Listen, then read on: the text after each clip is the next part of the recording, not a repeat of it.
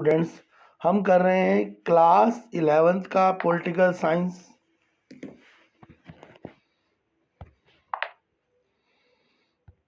Students, हम कर रहे हैं क्लास 11th एनुअल एग्ज़ाम 2025 की प्रिपरेशन। पॉलिटिकल साइंस का पेपर कर रहे हैं हम 2025 की प्रिपरेशन के लिए। चलिए देख लेते हैं जल्दी जल्दी से। ये जनरल इंस्ट्रक्शन है। आज हम करेंगे सेक्शन बी, खंड बी, इंग्लिश मीडियम का करेंगे सेक्शन बी। तो सेक्शन बी के क्वेश्चंस हैं, सभी क्वेश्चंस के हम आंसर करेंगे और अंडरस्टैंड करेंगे। चलिए करते हैं। फर्स्ट क्वेश्चन देख लो। फर्स्ट क्वेश्चन कौन सा है? Mention the various dimension of nationalism.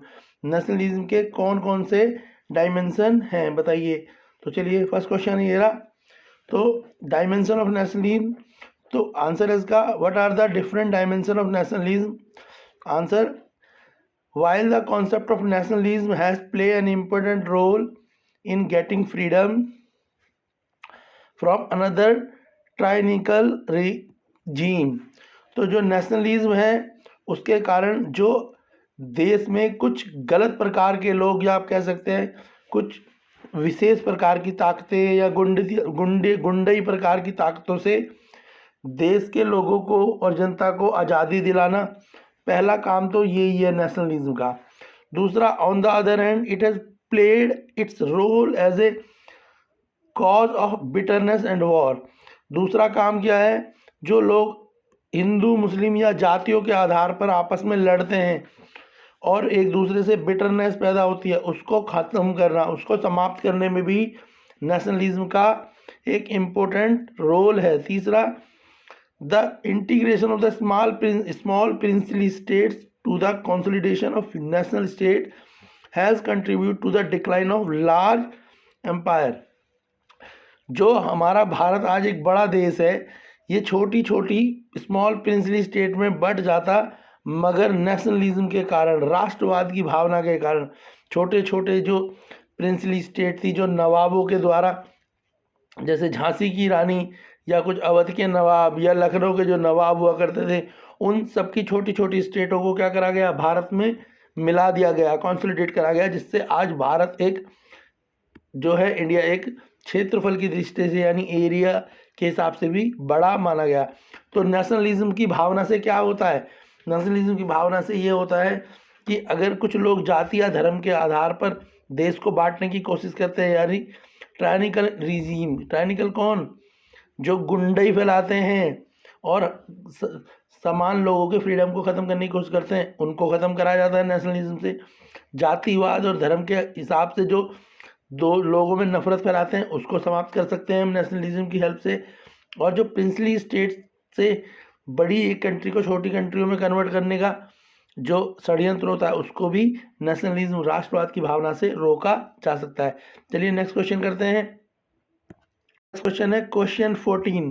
Question 14 में पूछा है why is amendment need for constitution. हम जो हमारा संविधान होता है उसमें अमेंडमेंट की ज़रूरत क्यों होती है? अमेंडमेंट का मतलब होता है चेंजेस। जो हमें पता है हमारा कॉन्स्टिट्यूशन क्या है? हमारा कॉन्स्टिट्यूशन लिविंग है। क्यों लिविंग है हमारा constitution? Because there is a change, क्योंकि उसमें चेंज होता रहता है continuously. Our constitution getting change continuously according to the need. जरूरत के हिसाब से संविधान में चेंज होता रहता है, इसलिए हमारे कॉन्स्टिट्यूशन को लिविंग बोला जाता है। तो यहाँ पे बोला है अमेंडमेंट, यानी जो चेंज है उसकी ज़रूरत क्यों है। तो इसके आंसर समझ लेते हैं। तो देखिए, हमें अमेंडमेंट की ज़रूरत क्यों है? तो amendment is the constitution is required because according to the time when there any provision has to be included in the constitution। अगर हमें कुछ कॉन्स्टिट्यूशन में जोड़ना है, ऐड करना है, क्या करना? अगर हम कुछ अपने कॉन्स्टिट्यूशन में ऐड करना चाहते हैं, जैसे कि शुरुआत में जब देश में इलेक्शन हुए थे, उस टाइम पे महिलाओं को वोटिंग का अधिकार नहीं था, तो बाद में उन्हें वोटिंग का राइट्स दिया गया। अब बायोसेक्सुअल को वोटिंग का राइट दिया गया। SC ST के लिए क्या करा गया? इलेक्शन में चुनाव लड़ने के लिए सीटें रिजर्व कर दी गई, लेडीज़ के लिए सीटें रिजर्व कर दी गई। तो ये सब क्या होते हैं? ये कुछ प्रोविज़न होते हैं जिन्हें कॉन्स्टिट्यूशन में क्या कर सकते हैं? इंक्लूड यानी ऐड कर सकते हैं। तो अमेंडमेंट से क्या होगा? कुछ इंक्लूड करना है तो इंक्लूड किया जा सकता है। It is include through the constitution amendment, और इसको इंक्लूड जो करते हैं तो ये इन्हीं को हम बोलते हैं constitutional amendment. And through this constitution remain alive, और जो ये चीज़ें हम कुछ ऐड करते हैं या कुछ डिलीट करते हैं, इन्हीं चीज़ों से कॉन्स्टिट्यूशन अलाइव होता है। जैसे अभी जो आर्टिकल 370 को रिमूव कर दिया, कहाँ से, जम्मू एंड कश्मीर से, आर्टिकल 35A को रिमूव कर दिया जम्मू कश्मीर से, तो ये क्या करा, इनको रिमूव करने का मतलब भी क्या है, अब इनकी ज़रूरत नहीं थी तो इन्हें रिमूव करा।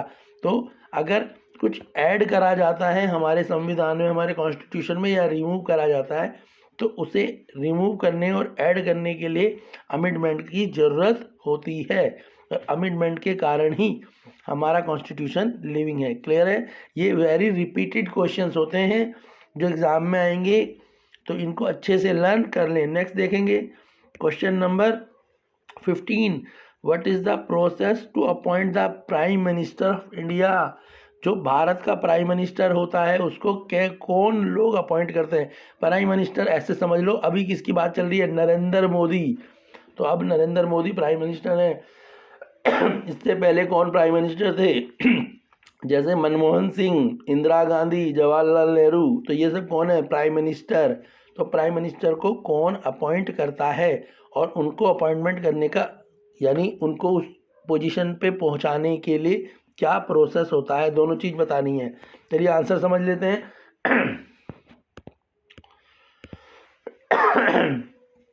तो the prime minister of the India is appointed by president.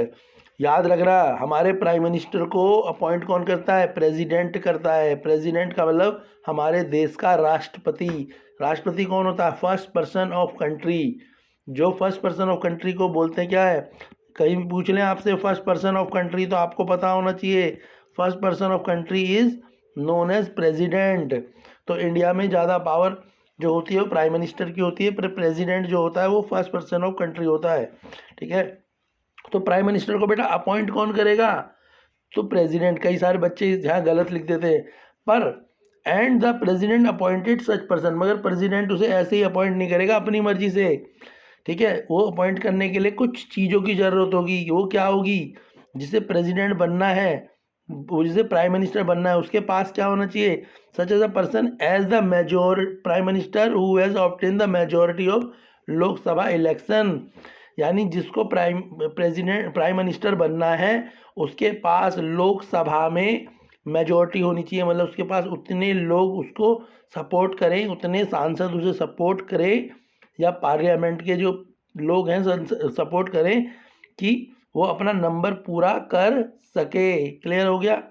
तो जब प्रेसिडेंट बनना है तो उसके लिए क्या करना पड़ेगा, उतने नंबर्स को पूरा करना पड़ेगा। जैसे इंडिया में प्रेसिडेंट बनने के लिए 280 के आसपास सीट चाहिए, 273 चाहिए, पर आप 280 सीट्स अगर किसी के पास है लोकसभा इलेक्शन में, 280 सीट्स अगर किसी को मिलती हैं लोकसभा इलेक्शन में, तो वो क्या हो सकता है, वो अपना प्रेसिडेंट बना सकता, प्राइम मिनिस्टर बना सकता है। तो प्राइम मिनिस्टर को अपॉइंट तो प्रेसिडेंट करता है, मगर प्रेसिडेंट अपॉइंट उसी व्यक्ति को करेगा जिसके पास 280 या 280 से ज़्यादा सीट्स होंगी, तो उसको क्या बनाया जा सकता है, प्राइम मिनिस्टर बनाया जा सकता है। क्लियर है?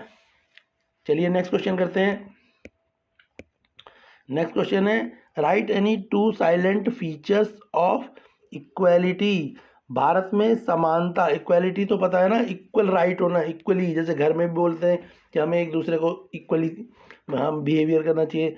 तो ऐसे कौन से दो साइलेंट फीचर हैं, दो ऐसे फीचर कौन से हैं जो ये बताते हैं कि हमारे देश के जो नागरिक हैं उनके साथ हमारा जो कॉन्स्टिट्यूशन है वो उनके साथ इक्वल बिहेवियर करता है। तो two main feature of equality के क्या है बेटा, first main feature of equality is that all the person are treated equally. सारे लोगों को इक्वली ट्रीट किया जाता है, यानी सारे लोगों को वोट देने का अधिकार है। इंडिया में जो भी व्यक्ति 18 ईयर से ज़्यादा एज का होता है या 18 ईयर का होता है, चाहे वो मेल हो फीमेल हो, ठीक है, किसी भी जाति धर्म का हो, वो वोट दे सकता है। और अगर कोई उसे परेशान करे तो वो अपनी कंप्लेंट भी पुलिस में लिखवा सकता है। तो ये क्या है, ये इक्वलिटी का राइट है कि आपको कॉन्स्टिट्यूशन इक्वल ही मानता है। कॉन्स्टिट्यूशन आपको कहता है आप कोई भी एजुकेशन ले सकते हैं और किसी भी धर्म को मान सकते हैं।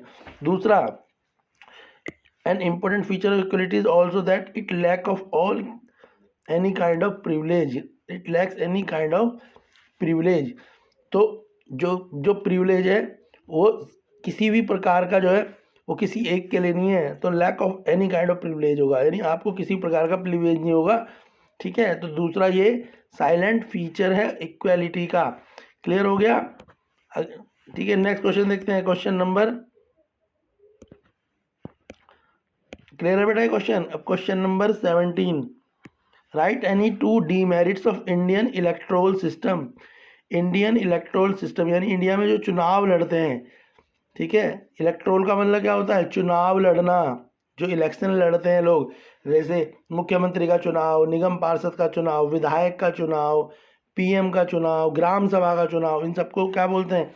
Electoral, Indian electoral system. यानी कोई भी कॉलेजों में भी चुनाव लड़े जाते हैं, ठीक है, उन सबको भी बोलेंगे क्या? इलेक्टोरल सिस्टम के अंदर ही आते हैं।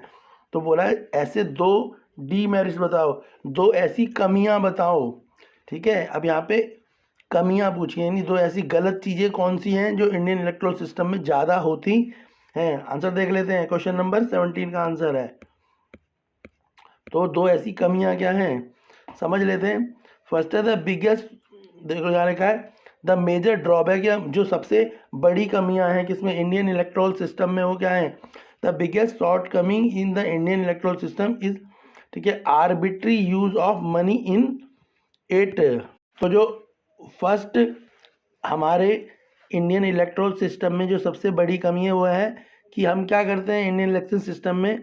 आर्बिट्री यूज ऑफ, क्या करते हैं? आर्बिट्री यूज ऑफ मनी करते हैं। यानी हम अपनी मर्जी से क्या करते हैं? चुनावों में पैसा खर्च करते हैं। तो जो ज़्यादा पैसे वाले लोग होते हैं वो क्या करते हैं? मनमाने ढंग से लोगों को पैसा देते हैं चुनावों में लुभाने के लिए। ठीक है, बार पैसे देकर लोगों के वोट खरीदने की भी कोशिश करते हैं। तो आर्बिट्री जो यूज़ है मनी का, यानी मनी का गलत तरीके से प्रयोग करके लोग चुनाव जीतने की कोशिश करते हैं। ये इंडियन इलेक्टोरल सिस्टम में सबसे बड़ी कमी है। दूसरी कमी क्या है? दूसरी कमी है one of the biggest drawback in the Indian electoral system is that criminal tendency get involve in the election.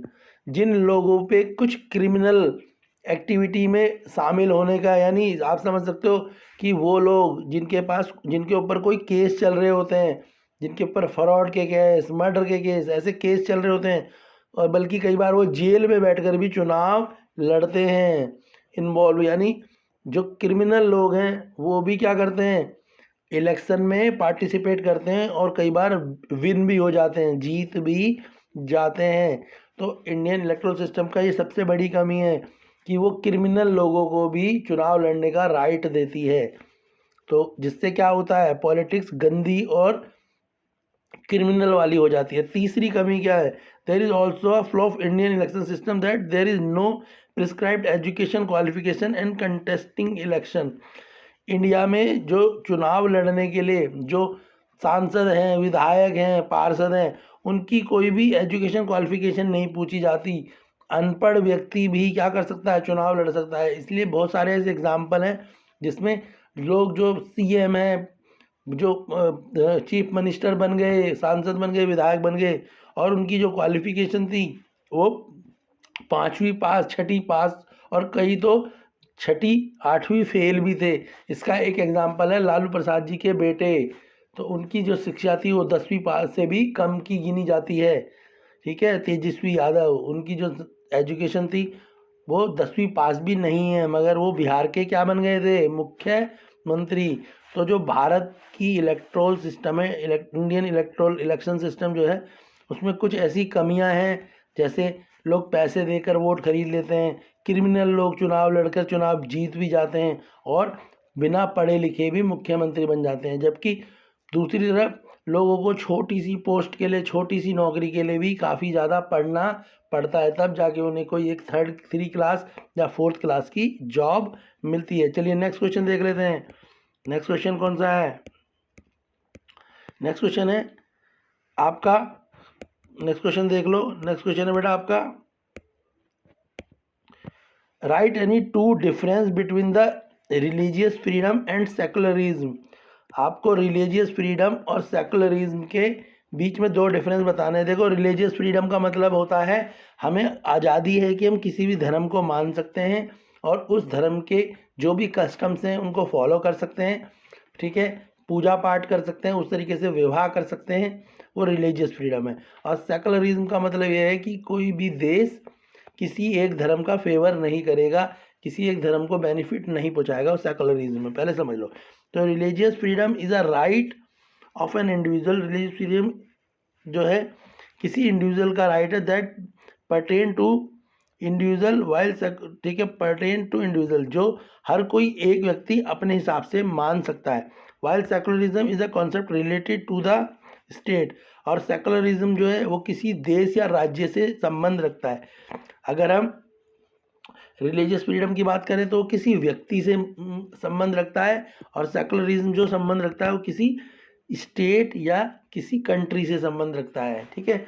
जैसे हम बात करें मोदी जी की या योगी जी की, तो जब वो अपनी सीट पे बैठे हैं तो वो ये नहीं कह सकते कि हम हिंदू धर्म को बढ़ावा देंगे या हम हिंदू धर्म के लिए सरकार का खजाना खोलकर क्या करेंगे, काम करेंगे। ऐसे ही जब मनमोहन सिंह जी थे, वो सिख धर्म के लिए सरकार के पैसों से कोई गुरुद्वारे वगैरह नहीं बना सकते थे। तो religious freedom provide the freedom to an individual regarding the religion.